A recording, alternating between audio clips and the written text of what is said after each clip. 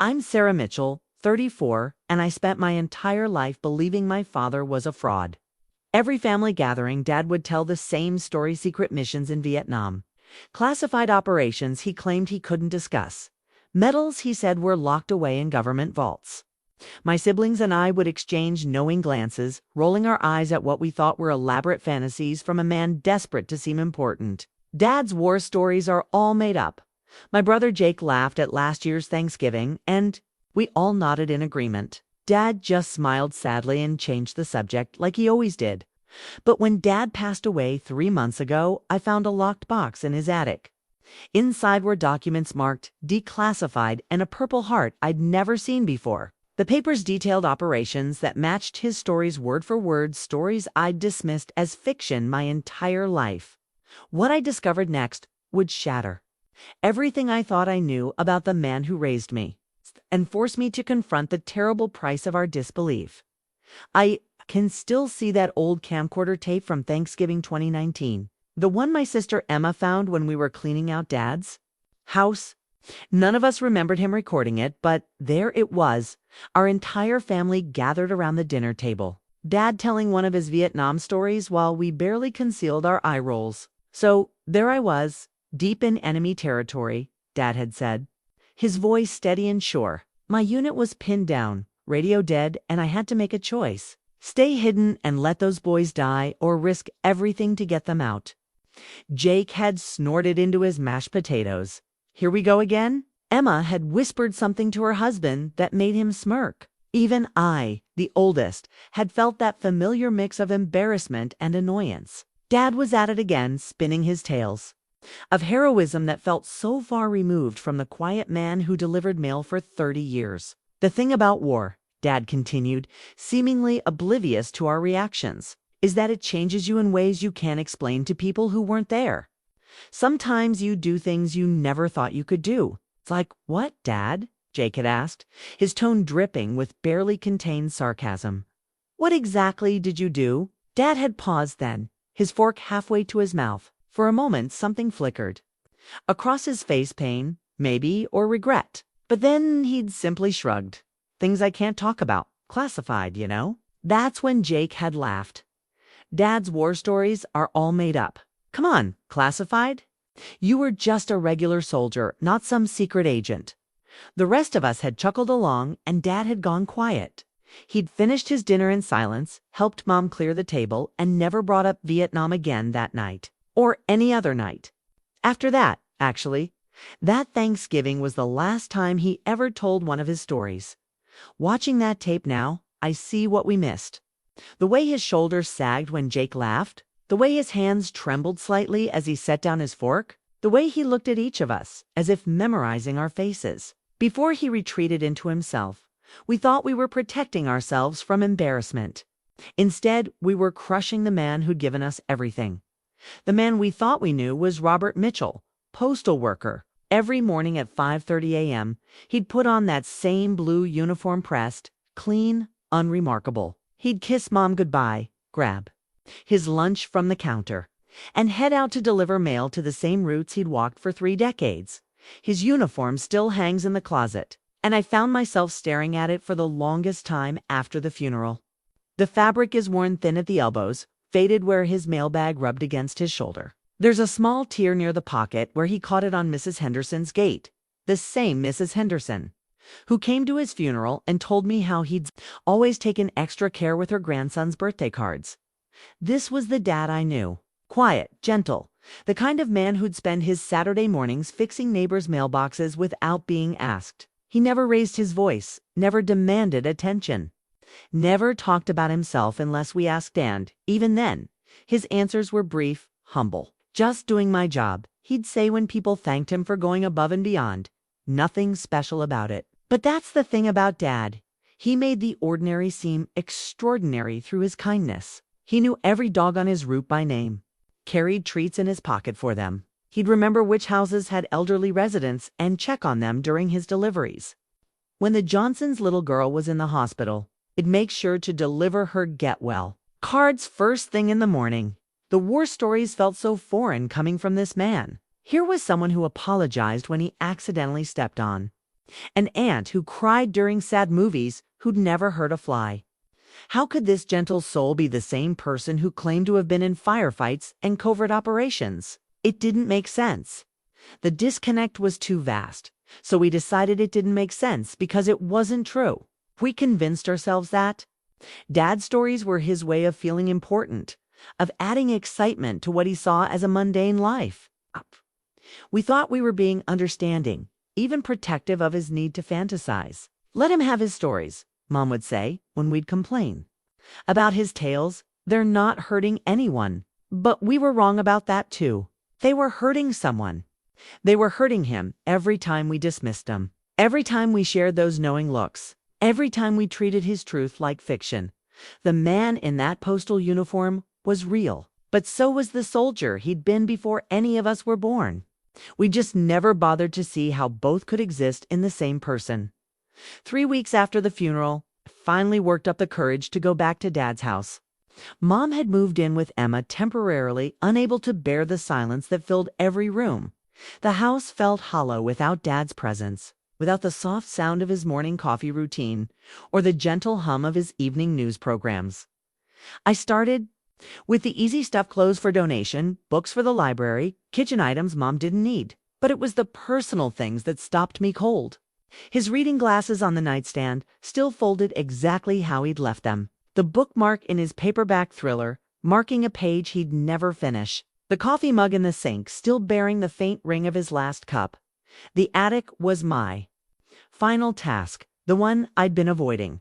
Dad had always been particular about his space up there. Not secretive, exactly, but it was his domain. Just old junk, he'd say whenever one of us kids asked about going up there. Nothing you'd be interested in. The ladder creaked under my weight, and dust motes danced in the shaft of light from the small window. Boxes lined the walls, most. Labeled in Mom's neat handwriting: Christmas decorations, baby clothes, school papers. But in the far corner, almost hidden behind a stack of old photo albums, sat a wooden box I'd never seen before. It was about the size of a shoebox, made from dark wood that had been polished to a soft sheen.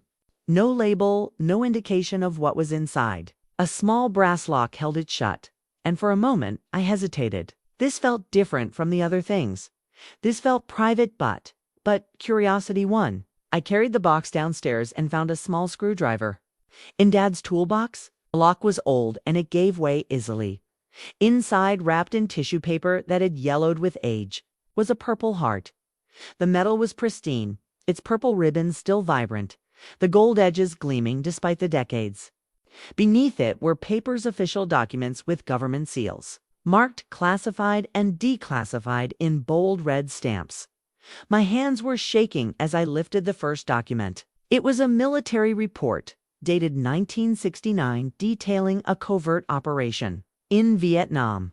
The mission commander was listed as Sergeant Robert Mitchell, my father. I read it 3 times before the words sank in. The operation described in clinical military language was identical to one of Dad's stories. It's the same village, the same enemy positions, the same impossible odds. But this wasn't a story. This was an official record, complete with casualty reports and commendations. The Purple Heart felt heavier than it should have in my palm. Real, undeniable. All those years of thinking Dad was making things up. And here was proof that every word had been true. The first document I pulled from the box was titled Operation Phoenix After Action Report. My father's name was listed as the team leader, Sergeant Robert Mitchell, Special Operations Unit. The date was March 15, 1969. I remembered this story. Dad had told it at Jake's graduation party, describing how his unit had been tasked with rescuing a downed pilot behind enemy lines. We'd all listened with polite smiles, internally rolling our eyes at what we thought was another one of his elaborate fantasies. But here it was, in black and white, stamped with official seals.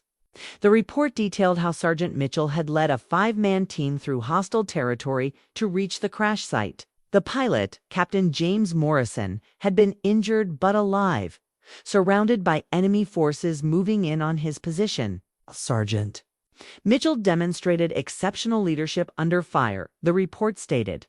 Despite being outnumbered 3-1, he coordinated a successful extraction while sustaining enemy fire. His actions directly resulted in the safe recovery of Captain Morrison and prevented the compromise of classified flight equipment. My chest tightened as I read further. The clinical language couldn't mask the danger they'd faced. Radio equipment damaged. Enemy contacts sustained for over 4 hours. 3 team members wounded, including my father, who'd taken shrapnel to his left shoulder and leg. The injuries were described in detail, injuries that would have left scars. I thought about all the times I'd seen Dad with his shirt off working. In the yard during summers, there had been scars on his shoulder and leg, faint white lines I'd never questioned. When I was little, I'd asked about them once. "Old accidents," he'd said, ruffling my hair. "Nothing important. Nothing important." He'd downplayed wounds he'd received saving a man's life. The report continued with witness statements from the other team members. Each one praised Dad's courage, his quick thinking, his refusal to leave anyone behind. One statement from a Corporal Davis was particularly detailed. "Sergeant Mitchell saved my life that day. When I took a bullet to the chest, he could have left me. We all knew the extraction window was closing, but he wouldn't go. He carried me half a mile through enemy territory, all while directing the team and keeping us alive. I owe everything to that man." I had to stop reading. My hands were shaking so badly I could barely hold the paper. This wasn't just some random mission report. This was a testament to heroism, written by men who'd been there, who'd seen my father risk everything for them, and we'd laughed at him. We'd dismissed his stories as the fantasies of a man trying to seem important. But Dad hadn't been trying to seem important.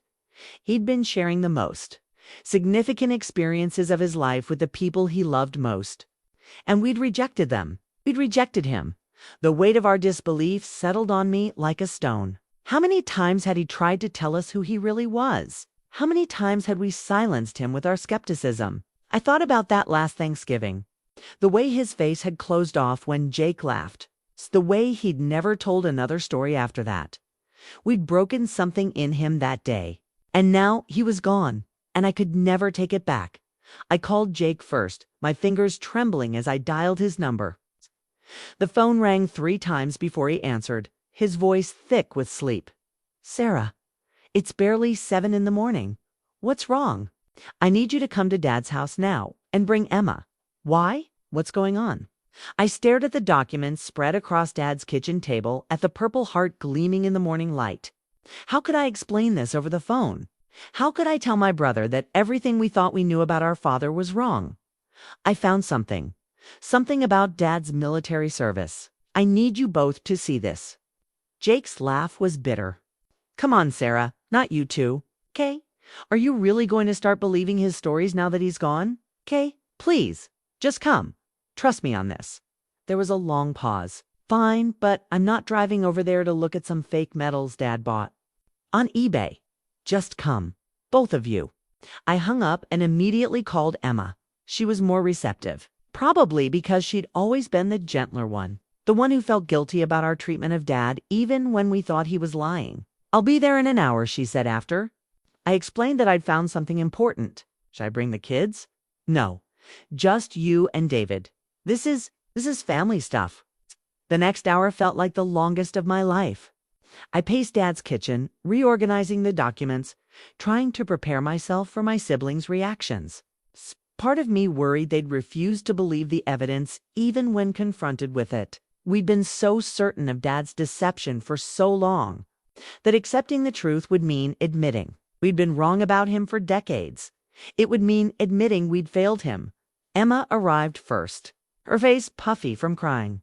She'd been taking Dad's death the hardest, racked with guilt about things left unsaid. She hugged me tight in the doorway. "I keep thinking about all the times I should have visited more," she whispered. "All the times I was too busy with the kids to really talk to him." "We all have regrets," I said, though I knew my regrets went deeper than missed visits.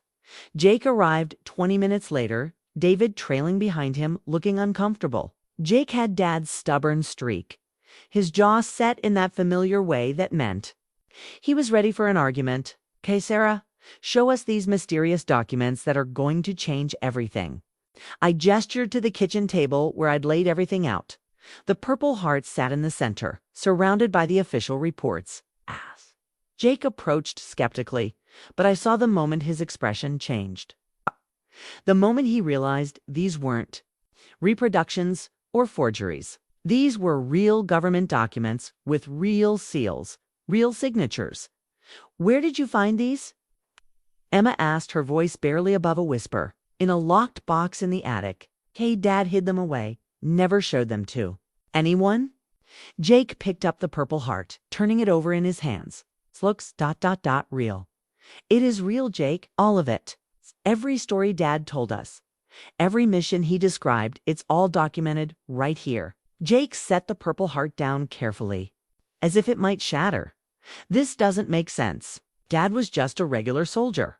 He worked for the post office, Sarah. He never acted like some war hero. That's exactly what a real war hero would do, Emma said quietly, picking up one of the documents. They don't brag about it. They don't make it the center of their lives. But these stories, Jake insisted, his voice rising.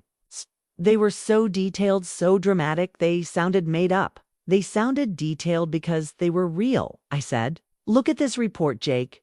It describes the exact same mission Dad told us about at your graduation. The downed pilot, the enemy positions, everything. David, who'd been silent up until now, cleared his throat. I remember that story.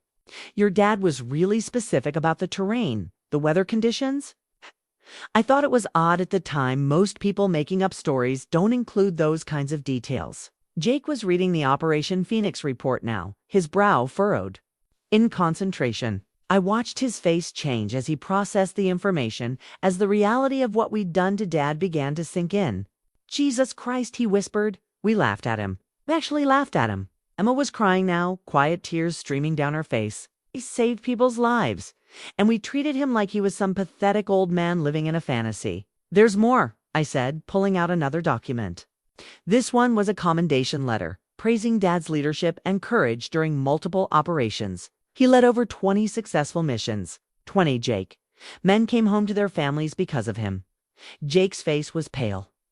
Why didn't he ever show us these?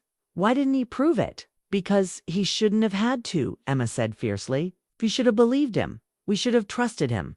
I was about to respond when something caught my eye. Behind the documents, there was something else in the box, something metal that caught the light.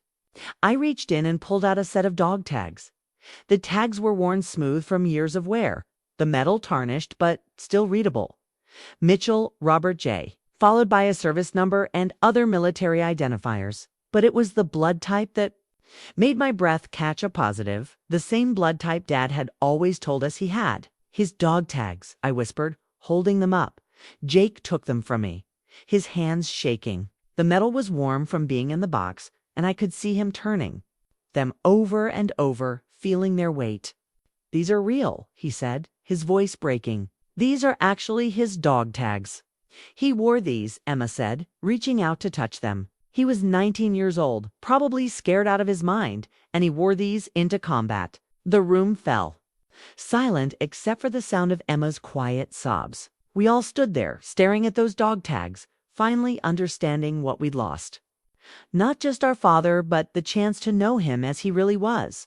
The chance to honor him while he was still alive to see it. We killed him, Jake said suddenly. Not literally, but we killed the part of him that mattered most. We made him ashamed of the best thing he ever did. We can't change what we did, I said, though my own voice was thick with tears. But we can change what we do now. 'Twas Emma who found the business card.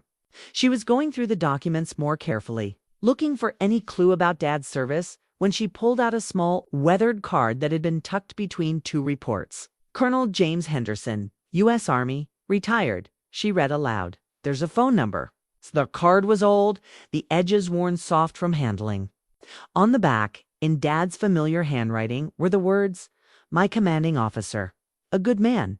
Should we call him? Jake asked, still staring at the dog tags. We have to, I said. If Dad kept this card all these years, this man must have meant something to him. My hands were shaking as I dialed the number. It rang twice before a gruff voice answered. Henderson. Colonel Henderson. My name is Sarah Mitchell. I'm Robert Mitchell's daughter." There was a long pause. When he spoke again, his voice was softer. "Robbie's daughter? I wondered if I'd hear from his family someday. Sorry for your loss, miss. Your father was one of the finest soldiers I ever had the privilege to serve with." The casual use of Robbie hit me like a punch to the gut. This stranger had a nickname for my father, a relationship with him that I'd never known existed. "Colonel, I need to ask you something. We found some documents in Dad's belongings. Military reports, commendations. Were they real?" Another pause. "What do you mean, were they real? I mean, I never believed Dad's war stories. We thought he was making them up. We thought my voice broke. We thought he was lying." The silence on the other end of the line stretched so long I thought we'd been disconnected. When Colonel Henderson finally spoke, his voice was heavy with something I couldn't quite identify. "Your father never lied about anything, Miss Mitchell. Not once, not ever. He was the most honest man I've ever known. But his stories were so detailed, so dramatic. They seemed impossible. They seemed impossible because they were impossible. What your father did over there, what he achieved, it shouldn't have been possible. But he did it anyway. Again and again. I closed my eyes, feeling the weight of our family's failure settling on my shoulders. We hurt him, didn't we? By not believing him. Miss Mitchell, may I ask you something? Did your father ever try to prove his stories to you? Did he ever show you medals or documents?" "No, never. He just told the stories, and when we didn't believe them, he stopped telling them. That's because he was protecting you. And protecting himself. Some of those operations were classified for decades. He couldn't prove his stories without violating his oath. So he chose to be doubted rather than betray his country." The enormity of what Colonel Henderson was telling me began to sink in. Dad had chosen to be seen as a liar rather than break his military oath. He'd endured our disbelief, our mockery, because he valued his honor more than our opinion. "Colonel, would you be willing to meet with us? To tell us about our father?" "I'd be honored to, Miss Mitchell. Your father saved my life more times than I can count. It's the least I can do." We arranged to meet the next day at a diner near the Colonel's home. As I hung up the phone, I looked at my siblings. Emma was still crying, but Jake had gone completely quiet, his face pale. "He protected us," Jake said, finally, "even from the truth about himself." The drive to meet Colonel Henderson felt like the longest hour of my life. Jake sat in the passenger seat, clutching Dad's dog tags, while Emma rode in the back, still going through the documents we'd found. None of us spoke much. What was there to say? We were about to meet someone who'd known our father better than we had. The diner was a small place off the highway, the kind of establishment that looked like it hadn't changed since the 1970s. Colonel Henderson was easy to spot even in his 70s. He carried himself with unmistakable military bearing. He stood as we approached, extending his hand. "You must be Sarah. You have your father's eyes." He was a tall man, weathered by age, but still strong. His handshake was firm, his gaze direct. When he smiled, I could see why Dad had respected him. "Are my siblings, Jake and Emma?" I said, introducing them. "Robbie talked about you all the time," he said as we sat down. "He was so proud of you. Always carrying pictures in his wallet, showing them to anyone who'd listen." Emma started crying again. "We didn't know. We never knew he talked about us." Colonel Henderson's expression grew serious. "What exactly did you know about your father's service?" "We knew he served in Vietnam," Jake said. "But we thought his stories were exaggerated, made up. Tell me one of his stories." Jake looked uncomfortable. "There was one about rescuing a pilot behind enemy lines.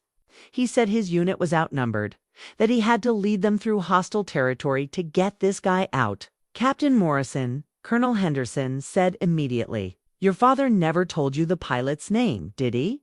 "No. He said it was classified."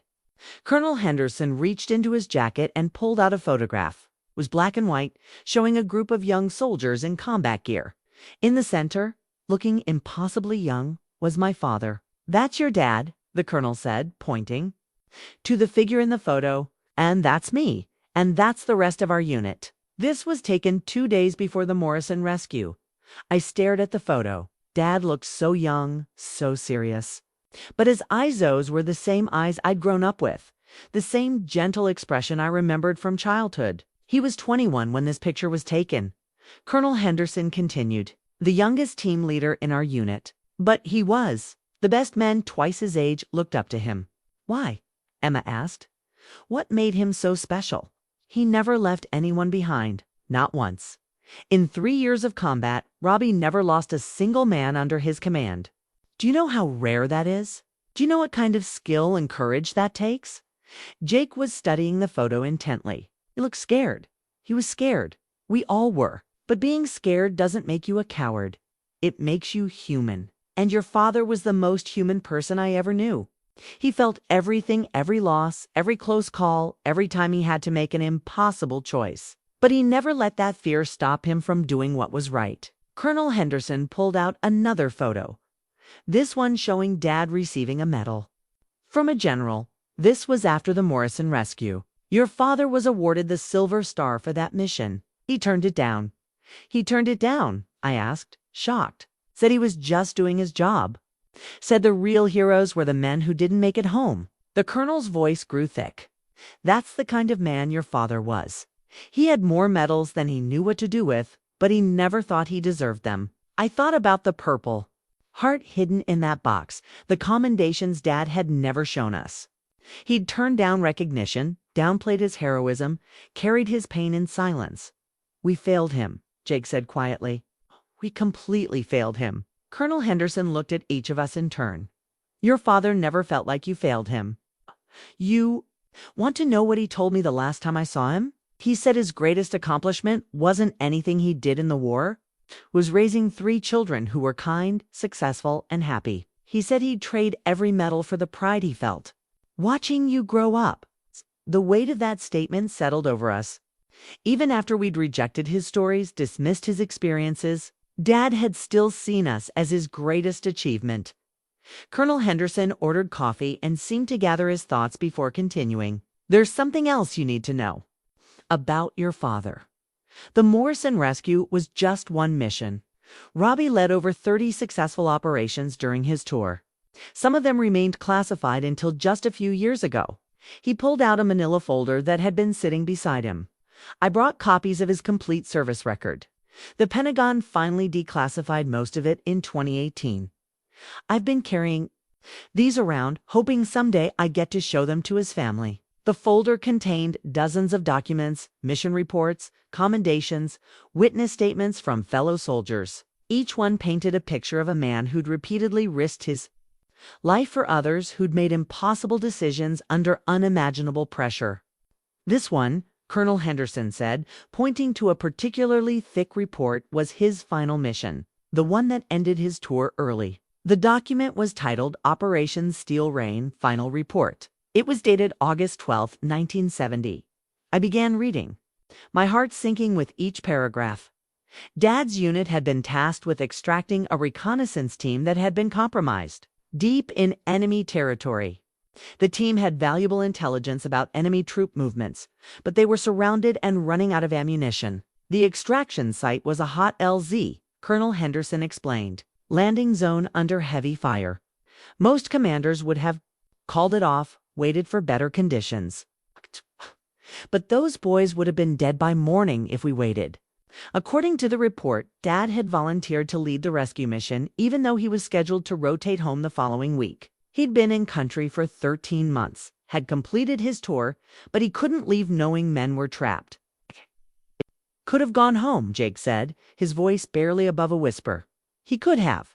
His replacement was already in country. But that's not who your father was. The mission had gone wrong from the start. The helicopter had taken heavy fire on approach, forcing an emergency landing 3 miles from the extraction site. Dad had led his team through hostile territory on foot, fighting their way to the trapped reconnaissance unit. They found the recon team with only 4 survivors. Colonel Henderson continued. 2 were wounded, couldn't walk. Your father made the decision to carry them out. The report detailed the harrowing journey back to the emergency pickup site. Dad's team had been under constant fire, fighting a running battle while carrying wounded men. They'd lost radio contact with command, had no idea if rescue was coming. That's when your father was hit, the colonel said quietly. Mortar shrapnel in his back and legs, but he kept going, kept his team moving. I found the medical report attached to the mission summary. Dad had sustained multiple wound shrapnel in his lower back. A bullet grazed across his ribs, fragments in both legs. But he'd refused medical evacuation until all the wounded were out safely. He spent 4 months in military hospitals, Colonel Henderson said. Nearly died twice from infection. But he pulled through. He always pulled through. Emma was crying, openly now. Why didn't he ever tell us about this? Why didn't he tell us he was wounded? Because he didn't want you to worry. And because he didn't think it was important? To him, the only thing that mattered was that everyone made it home. The final page of the report contained a recommendation for the Medal of Honor. Dad's commanding officer had written a detailed account of his heroism, his leadership, his refusal to abandon his men. What happened to this recommendation? I asked. Colonel Henderson's face darkened. Politics. The war was winding down. Public opinion was turning. Command decided it wasn't the right time for high-profile awards. They gave him the Silver Star instead, promised the Medal of Honor would come later, but it never did. No, it never did. Your father never complained, never pushed for it. He said the real reward was knowing his men made it home alive. I stared at the documents, trying to process the magnitude of what I was learning. My father wasn't just a war hero. He was a man who'd sacrificed everything for others, who'd nearly died saving strangers, who'd carried physical and emotional scars for the rest of his life, and we'd laughed at his stories. When we got home from meeting Colonel Henderson, I couldn't stop thinking about something he'd said. Your father was a writer, you know? Kept a journal through most of his tours. Still wrote in it from time to time after he got home. I'd never seen Dad write in anything except his work schedule and Mom's grocery lists. But when I went back to that wooden box, I found it tucked beneath all the military documents, worn leather journal with pages, yellowed by age. The first entries were from 1968, written in Dad's careful handwriting. They started optimistically. A young soldier writing about his duty, his hopes of making a difference. But as the months progressed, the tone changed. The entries became shorter, more haunted. Today we lost Peterson. Good kid, just 19. He showed me pictures of his girlfriend just yesterday. How do I write to her? How do I explain that he died because I made the wrong call? Page after page of guilt, of second-guessing of a young man trying to process horrors no one should have to face. But scattered throughout were moments of hope, usually involving his men. Davis is going home next week. His wife just had their first baby. He showed me the photo little girl with his eyes. I saved that photo when his gear got wet crossing the river. Small thing, but it matters to him. These small things matter. I flipped through years of entries, watching Dad's handwriting mature, his thoughts become more complex. There were gaps months where he didn't write at all, probably during the worst times. But he always came back to the journal, always found a way to put his experiences into words. Then I found the entries from after he came home. The handwriting was different, shakier. The words were fewer, but they cut deeper. The nightmares are getting worse. Sarah asked me about the scars on my back today. Told her they were from a car accident. She's only 8. Doesn't need to know about war. None of them do. Jake's teacher says he's been getting in fights at school. He's defending kids who get picked on. Reminds me of why I fought over there. Some things are worth fighting for. I'm proud of him, but I hope he never has to fight like I did. Okay. Emma drew me a picture today. She called it my hero daddy. If she only knew what I'd done, what I'd seen, she wouldn't think I was a hero. Heroes don't have nightmares. Heroes don't wake up screaming. The entries became more sporadic as the years passed, but they never stopped completely. I found one from Emma's high school graduation. Emma gave her valedictorian speech today. She talked about heroes, about ordinary people doing extraordinary things. She looked right at me when she said it. Wanted to tell her that real heroes don't make it home. Real heroes are names on a wall in Washington. My hands were shaking as I read an entry from just 3 years ago. Tried to tell them about Vietnam again at Thanksgiving. Jake laughed. They all think I'm making it up. Maybe it's better that way. Maybe they're better off thinking their father was just a mailman who made up stories. Least they'll never have to carry what I carry. The last entry was dated just 6 months before Dad died. Colonel Henderson called today, said the Pentagon finally declassified the Morrison mission. He wants to recommend me for some kind of recognition. I told him no. The recognition I want is already gone. I want my children to believe in me. I want them to see me as something more than a foolish old man living in fantasies. But that ship has sailed. I made my choice to keep silent, to protect the classified nature of what we did. I chose duty over family understanding. Maybe I was wrong. Maybe I should have found a way to prove it to them. But it's too late now. They've made up their minds about who I am. I closed the journal and sat in Dad's kitchen, surrounded by the evidence of a life I'd never understood. He'd carried his pain alone for decades, had endured our disbelief in silence, had chosen duty over vindication time and time again. The worst part was that final entry. I called Emma after reading Dad's journal, my voice breaking as I tried to explain what I'd found. She came over immediately, bringing David and the kids. While David kept the children occupied in the living room, Emma and I sat at the kitchen table with the journal between us. "Read this one," I said, pointing to an entry from when Emma was 7 years old. Emma's voice was barely audible as she read aloud. "Emma asked me to help with her school project about heroes today. She wants to write about firefighters and police officers. I offered to tell her about some real heroes I knew, men who died saving others. She said, 'No, Daddy, I want to write about real heroes, not your pretend war friends.' It took everything. I had not to cry in front of her." Emma stopped reading, her hand pressed to her mouth. "Oh God, I remember that project. I remember saying that to him." "Keep reading," I said gently. "She doesn't know that her pretend war friends were boys, barely older than children, who died so their families could sleep safely at night. She doesn't know that I dream about them every night, that I see their faces when I close my eyes. Maybe it's better that way.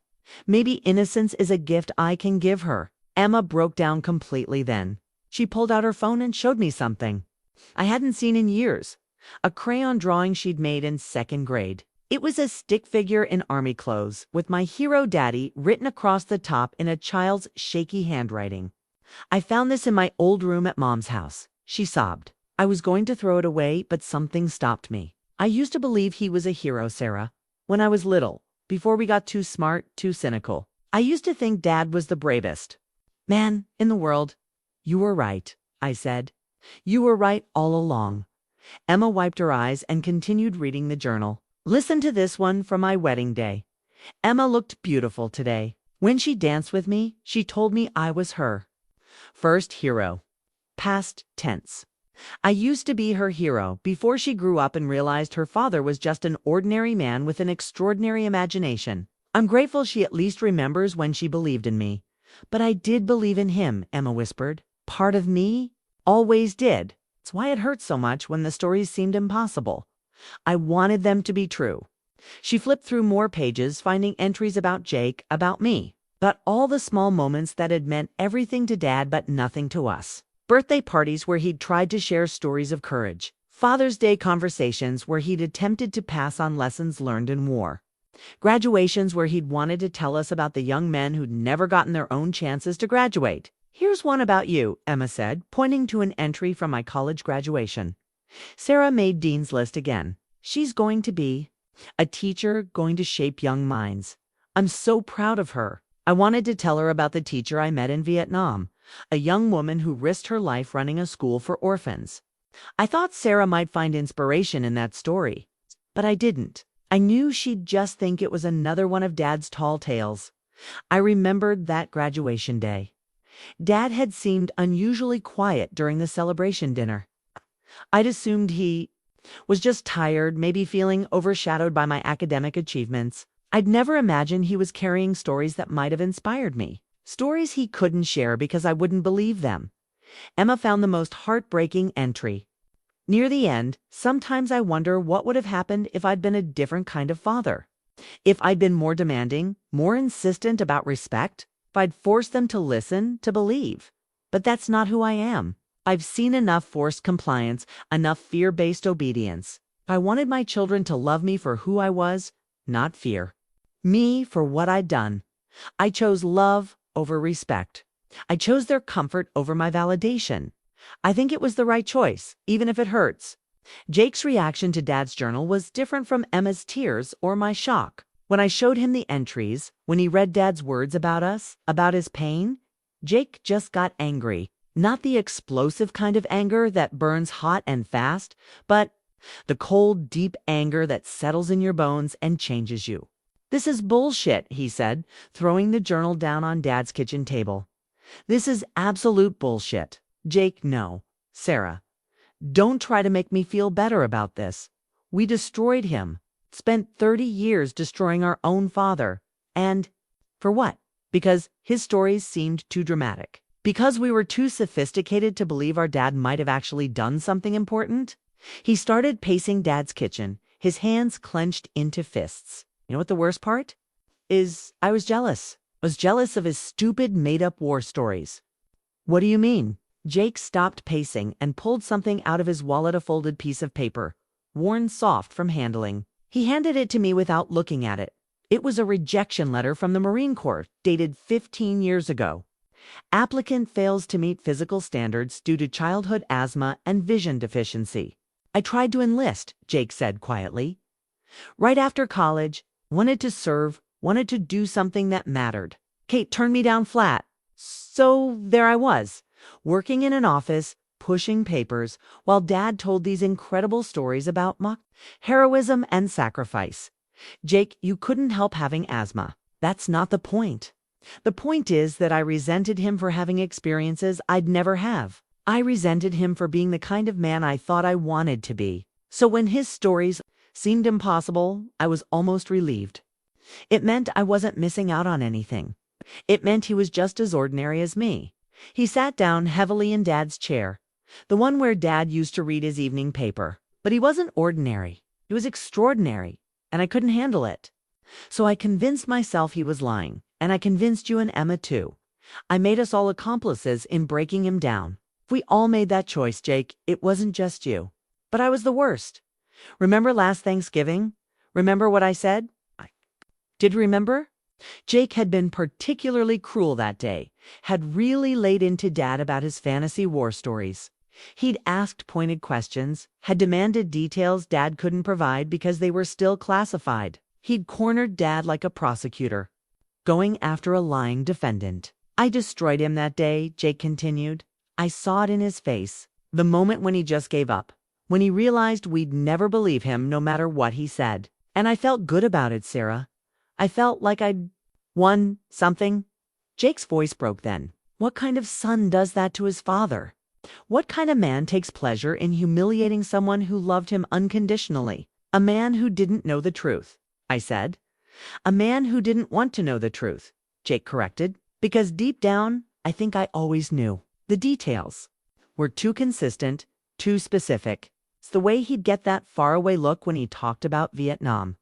The way he'd sometimes wake up screaming from nightmares he never explained. The scars he never talked about. But I chose not to believe, because believing would have meant accepting that my father was a better man than I'd ever be." He picked up Dad's dog tags from the table, holding them like they were made of glass. "These are real. The Purple Heart is real. The silver star he turned down is real. But you know what else is real?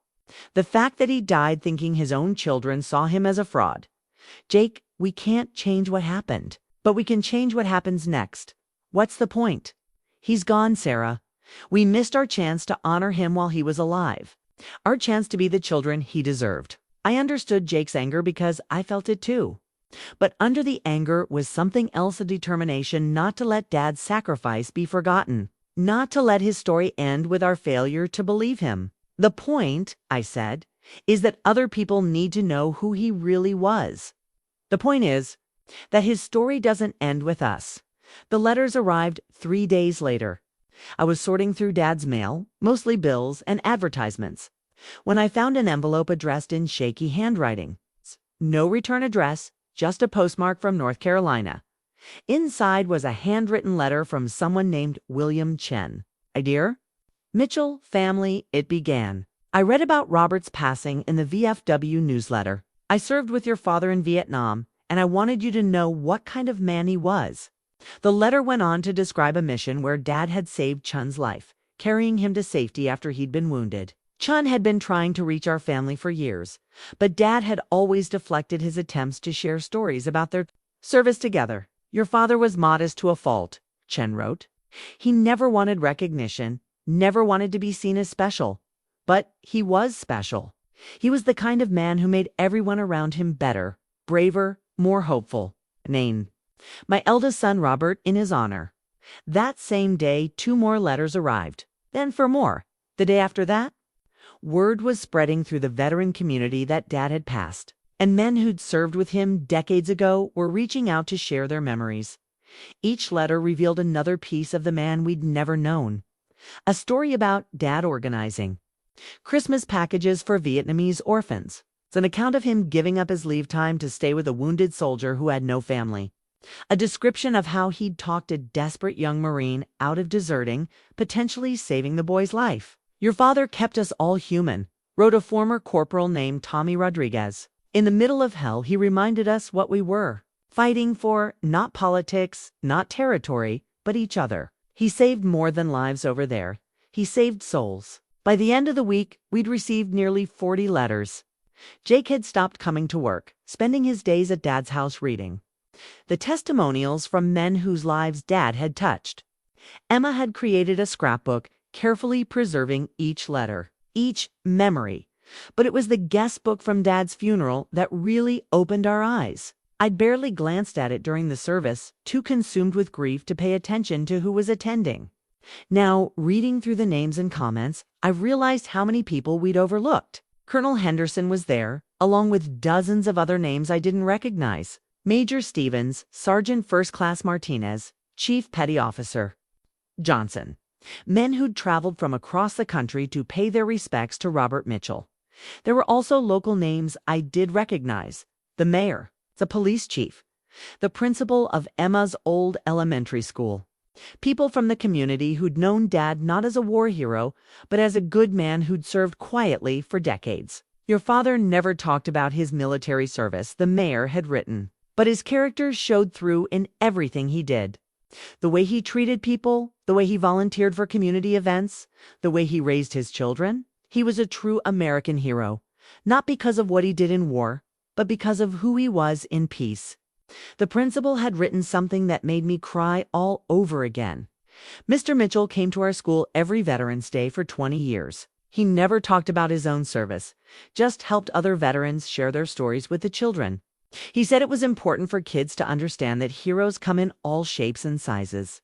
That courage isn't about seeking glory, but about doing what's right, even when no one's watching. He was at our school every Veterans Day, Emma asked, reading over my shoulder.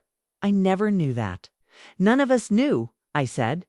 We didn't know anything about the man he really was. Jake found the most significant entry near the back of the guest book. It was signed by General Patricia Morrison, Captain Morrison's daughter, the pilot Dad had rescued all those years ago. Your father saved my dad's life in 1969, she'd written. Because of Robert Mitchell's courage, I got to grow up with a father who loved me, who walked me down the aisle at my wedding, who held his grandchildren. Your father gave our family 45 extra years together. I only wish I could have thanked him properly while he was alive. The decision to hold a memorial service came after reading General Morrison's note in the guest book. We realized that Dad's funeral had been a quiet affair, tended by family and neighbors who knew him as a postal worker and community volunteer. But there was an entire community of people who knew him as something more: veterans, fellow soldiers, families, whose lives he'd touched. We need to do this right, Emma said as we planned the service. We need to honor him the way he should have been honored while he was alive. Colonel Henderson helped us coordinate with the local VFW post. When we explained what we wanted to do, the response was overwhelming. Veterans from across the region offered to participate, to share their stories, to give Dad the recognition he'd never sought for himself. The service was held at the high school auditorium, the same place where Emma had given her valedictorian speech, where she talked about heroes while looking at Dad in the audience. Now the auditorium was filled with people who understood exactly what kind of hero Robert Mitchell had been. General Morrison flew in from Washington to speak. She was in her 50s now, a successful military officer in her own right. But when she talked about Dad, she became a grateful daughter honoring the man who'd given her a lifetime with her father. "I never got to meet Robert Mitchell personally," she said, her voice carrying clearly through the auditorium, "but his actions defined my entire life. Every birthday, every Christmas, every milestone I shared with my father was a gift from Sergeant Mitchell. Every moment my children spent with their grandfather was possible because of one man's courage in a jungle halfway around the world." She paused, looking directly at our family in the front row. "I know his children thought his war stories were fiction, but I'm here to tell you that every story was real. Every detail was true. Your father was exactly the hero he seemed to be in those stories, and so much more." Colonel Henderson spoke next, sharing stories we'd never heard. He talked about Dad's leadership, his compassion, his unwavering commitment to his men. He described missions that had remained classified for decades, operations where Dad's quick thinking and courage had prevented disasters. Robert Mitchell was awarded the Silver Star, the Bronze Star with V device, the Purple Heart, and the Combat Infantryman Badge, he announced. But the medal he deserved most, the Medal of Honor, was never awarded due to politics and timing. Today, we correct that oversight. He pulled out a framed Certificate Tan Honorary Medal of Honor citation, signed by dozens of veterans who'd served with Dad. It wasn't official, wasn't government sanctioned, but it was real recognition from the men who'd been there, who'd seen Dad's heroism firsthand. Tommy Rodriguez, the corporal who'd written to us, took the podium next. He was in his 70s now, walking with a cane, but his voice was strong as he shared his memories. "Robbie Mitchell carried me 3 miles through enemy territory when I took a bullet to the leg," he said. "But that's not why I'm here today. I'm here because when I was ready to give up, when I was ready to quit on life, Robbie sat with me and talked me through it. He reminded me that I had people back home who needed me to come back whole." One by one, veterans stood to share their stories. Men Dad had saved, soldiers he'd inspired, young Marines he'd mentored. Each testimony painted a picture of a man who'd embodied the best of military service, not just the courage to fight, but the wisdom to lead, the compassion to heal, the strength to carry others when they couldn't carry themselves. The final speaker was someone we hadn't expected, Captain Morrison himself. He was 86 years old, using a walker, but he'd insisted on coming to honor the man who'd saved his life. "I've had 45 years to think about what happened in that jungle," he said, his voice shaking with emotion.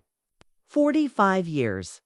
To wonder why Robert Mitchell risked everything to save me. I've come to understand that it wasn't about me personally. It was about what I represented, someone's son, someone's hope for the future. That's the kind of man he was. He didn't save Captain Morrison. Saved a young man who deserved a chance to live. When the formal program ended, something unexpected happened. People began approaching us, not just veterans, but community members, neighbors, people whose lives Dad had touched in small ways over the decades. The postal worker who'd trained under him, the elderly woman whose packages he'd always delivered with care, the school janitor who'd worked alongside him during Veterans Day programs.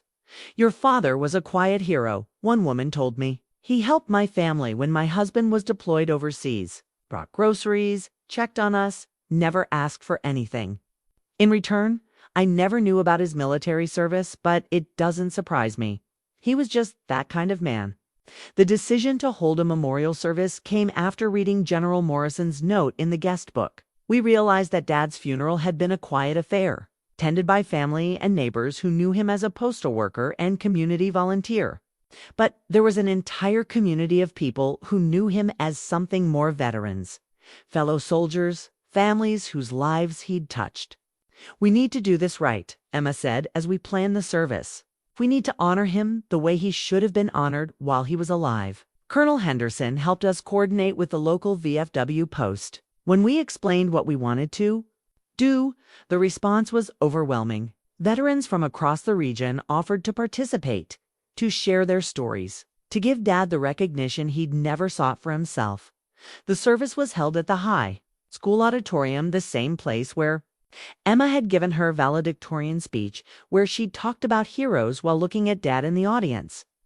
Now the auditorium was filled with people who understood exactly what kind of hero Robert Mitchell had been. General Morrison flew in from Washington to speak. She was in her 50s now, a successful military officer in her own right. But when she talked about Dad, she became a grateful daughter honoring the man who'd given her a lifetime with her father. "I never got to meet Robert Mitchell personally," she said, her voice carrying clearly through the auditorium. "But his actions defined my entire life. Every birthday, every Christmas, every milestone I shared with my father was a gift from Sergeant Mitchell. Every moment my children spent with their grandfather was possible because of one man's courage in a jungle halfway around the world." She paused, looking directly at our family in the front row. "I know his children thought his war stories were fiction, but I'm here to tell you that every story was real. Every detail was true. Your father was exactly the hero he seemed to be in those stories, and so much more." Colonel Henderson spoke next, sharing stories we'd never heard. He talked about Dad's leadership, his compassion, his unwavering commitment to his men. He described missions that had remained classified for decades, operations where Dad's quick thinking and courage had prevented disasters. Robert Mitchell was awarded the Silver Star, the Bronze Star with V device, the Purple Heart, and the Combat Infantryman Badge, he announced. But the medal he deserved most, the Medal of Honor, was never awarded due to politics and timing. Today, we correct that oversight. He pulled out a framed Certificate Tan Honorary Medal of Honor citation, signed by dozens of veterans who'd served with Dad. It wasn't official, wasn't government sanctioned, but it was real recognition from the men who'd been there, who'd seen Dad's heroism firsthand. Tommy Rodriguez, the corporal who'd written to us, took the podium next. He was in his 70s now, walking with a cane, but his voice was strong as he shared his memories. "Robbie Mitchell carried me 3 miles through enemy territory when I took a bullet to the leg," he said. "But that's not why I'm here today. I'm here because when I was ready to give up, when I was ready to quit on life, Robbie sat with me and talked me through it. He reminded me that I had people back home who needed me to come back whole." One by one, veterans stood to share their stories. Men Dad had saved, soldiers he'd inspired, young Marines he'd mentored. Each testimony painted a picture of a man who'd embodied the best of military service, not just the courage to fight, but the wisdom to lead, the compassion to heal, the strength to carry others when they couldn't carry themselves. The final speaker was someone we hadn't expected, Captain Morrison himself. He was 86 years old, using a walker, but he'd insisted on coming to honor the man who'd saved his life. "I've had 45 years to think about what happened in that jungle," he said, his voice shaking with emotion. "45 years to wonder why Robert Mitchell risked everything to save me. I've come to understand that it wasn't about me personally. It was about what I represented, someone's son, someone's hope for the future." That's the kind of man he was. He didn't save Captain Morrison. He saved a young man who deserved a chance to live. When the formal program ended, something unexpected happened. People began approaching us, not just veterans, but community members, neighbors, people whose lives Dad had touched in small ways over the decades. The postal worker who'd trained under him, the elderly woman whose packages he'd always delivered with care, the school janitor who'd worked alongside him during Veterans Day programs. "Your father was a quiet hero," one woman told me. "He helped my family when my husband was deployed overseas, brought groceries, checked on us, never asked for anything in return. I never knew about his military service, but it doesn't surprise me. He was just that kind of man." A week after the memorial service, while cleaning out more of Dad's belongings, Emma found something that changed everything we thought we understood about forgiveness. Hidden in the back of his bedroom closet, tucked inside an old shoebox, was an envelope with our names written on it in Dad's careful handwriting. "To my children, if something happens to me," the envelope read. Inside was a letter dated just 2 months before Dad died. His final words to us, written with the knowledge that he might never get the chance to say them aloud. Emma's hands trembled as she unfolded the pages. Jake and I gathered around her as she began to read Dad's last letter to his children. "Sarah, Jake, And Emmy, if you're reading this, then I'm gone, and hopefully you've found the box in the attic. I've debated for years whether to show you those documents, whether to prove to you that my stories were real. In the end, I decided it was better to let you find them yourselves if you ever wanted to. Emma paused, wiping her eyes before continuing. Want you to know that I was never angry about your disbelief. Disappointed, maybe? Hurt, certainly. But never angry. You are my greatest accomplishments, my proudest achievements. You grew up to be exactly the kind of people I fought to protect free thinking, independent, unafraid to question authority. Even when that authority was your old man. Jake let out a sound that was half laugh, half sob. Even in death, Dad was more concerned about our feelings than his own vindication. I understand why you couldn't believe my stories. They did seem impossible, even to me sometimes.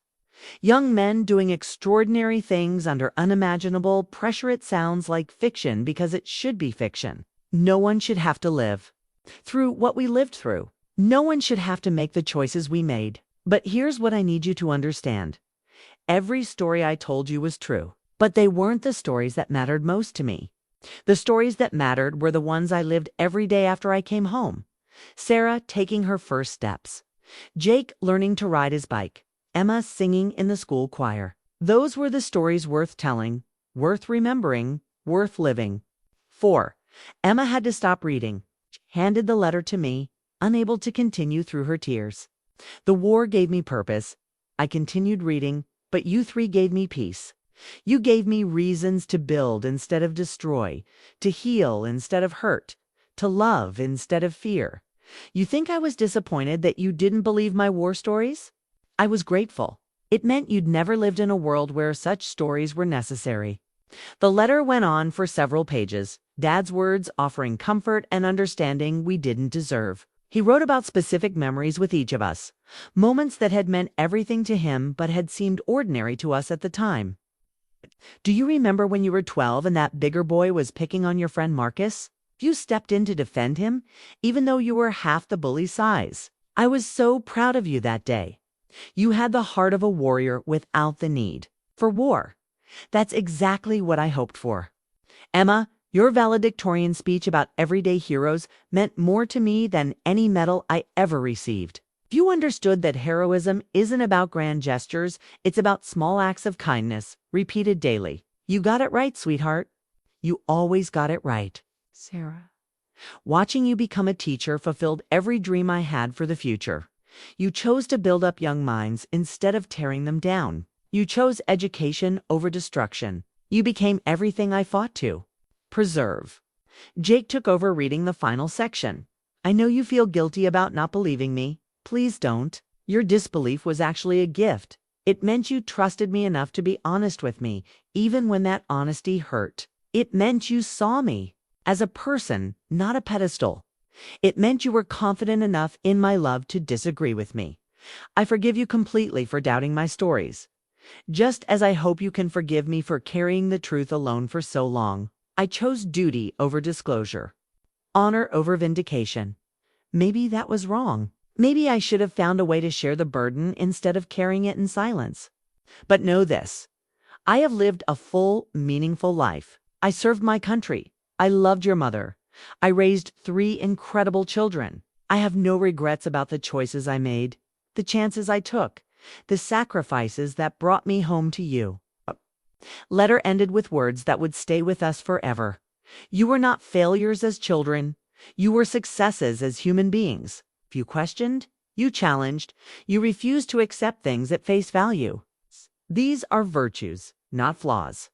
The fact that you couldn't reconcile your gentle father with stories of violence and war tells me I succeeded in becoming the man I wanted to be after the war ended. Live without guilt.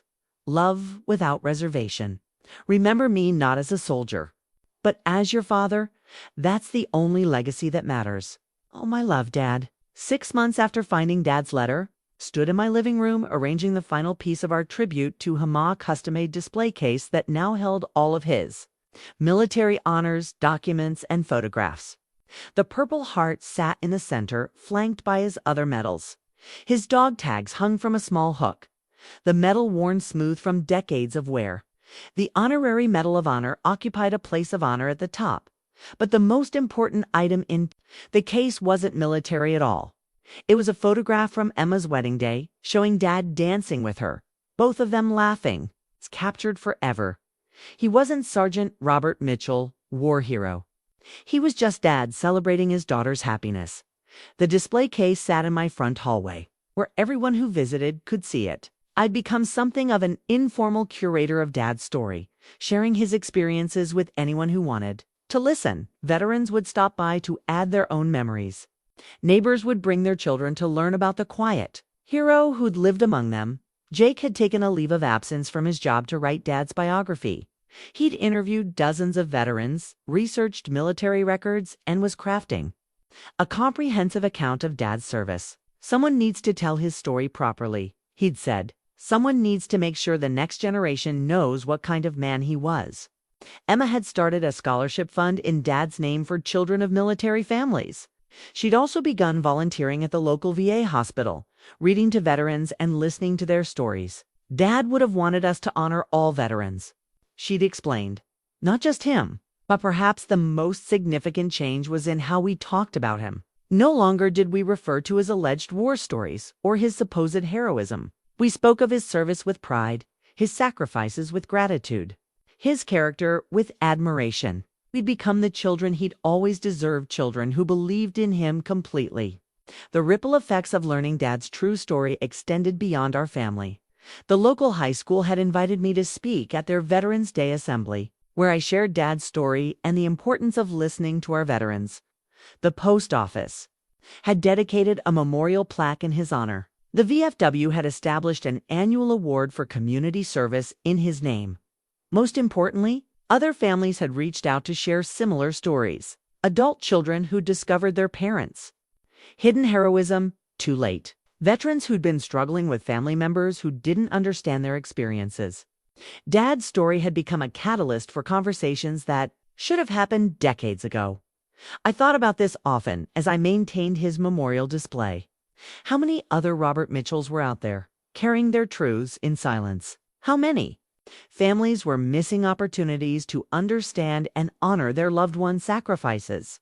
How many stories were being dismissed as fantasy when they were actually testimonies to extraordinary courage? On the anniversary of Dad's death, we gathered at his gravesite for a ceremony that was very different from his funeral. This time, we came not as grieving family members who'd barely known the man we were burying, but as children who finally understood their father's legacy. Colonel Henderson had arranged for a proper military headstone to replace the simple marker we'd originally chosen. The new stone listed all of Dad's decorations, his years of service, and the words he would have appreciated most. Devoted father, honored veteran, quiet hero. As we stood around his grave, I read aloud from one of his journal entries, one that had become my favorite. The measure of a man isn't what he accomplishes in war, but what he builds in peace. I fought to preserve a world where my children could grow up free to doubt, to question, to live without fear. Their skepticism is proof that I succeeded. Emma placed a small American flag next to his headstone. Jake left a copy of the Medal of Honor citation. I added a photograph, the one from his memorial service, showing hundreds of people gathered to honor a man they'd never forgotten, even if his own family had. Before we left, I made a promise to Dad, speaking the words aloud, so my siblings could hear, "We'll never let your story be forgotten again. We'll never let another veteran suffer in silence the way you did. We'll be the family you always deserved, even if it's too late for you to see it." The wind rustled through the trees above his grave, and for a moment I could almost hear his voice. "It's never too late, Sarah. Love doesn't end with death.